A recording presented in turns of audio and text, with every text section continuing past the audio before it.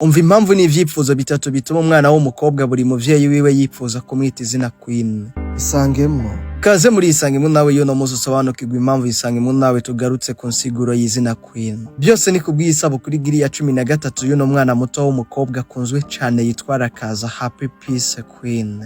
Isangemwo nawe. Dore ubusobanuro butatu butuma abavyeyi bita abana babo izina Queen. Isangemwo. Ubwa mbere izina Queen risobanura gutanga icyubahiro. Abavyeyi benshi baragita abana babo bashaka kwerekana ko abana babo ari ab'agaciro gakomeye nk'umwamikazi. Isangemwo.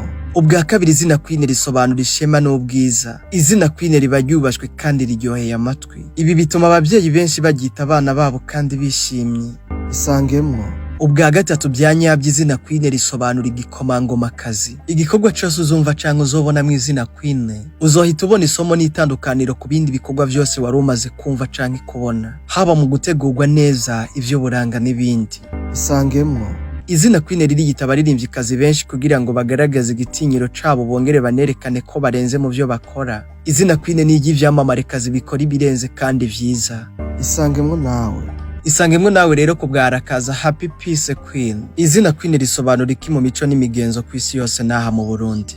Isangemwo. Izina Queen rihabwa abakobwa nk'akaryo keza ko kubipfuriza kuba abayobozi, kuba bafise ijambo n'abubahwa. Abantu benshi bafata izina Queen nk'izina ry'icubahiro. Uko niko biri kandi niko kuri. Izina Queen rihetse ubwiza, kwizera, kwizigirwa no kwigirira icizere. Isangemwo. Nubwo izina Queen rituruka hanze kandi rikaba ryaramamaye mu rurimi rw'icongereza, iri zina riri mu mazina akomeye cyane kandi akunzwe ku isi. Isangemwo. Isangemwo nawe kandi ni kuri no sabukuru ya Arakaza Happy Peace Queen yo kwigenekerezo rya 30 Gitugutu 2025. Muri Isangemwo nawe duhisemwe kugaruka kuri rimwe muri ano mazina ya Arakaza, ari ryo zina Queen, izina ry'igikomangomakazi. Ibi tubikoze kugira ngo dutungure Queen no mukobwa wa Uziel na Christiane. Ibi tubikoze kugira ngo yishimire no sabukuru nziza y'ibigiri ya 13 y'amavuko. Isangemwo nawe ni isabukuru nziza y'amavuko kuri we Arakaza Happy Peace Queen. Long life to you, our Queen. We love you so much. Biruka ari nako kandi tukubwira ngo nushaka kugera kure uzujane n'abandi, ariko niwashaka kunyaruka uzugende wenyene.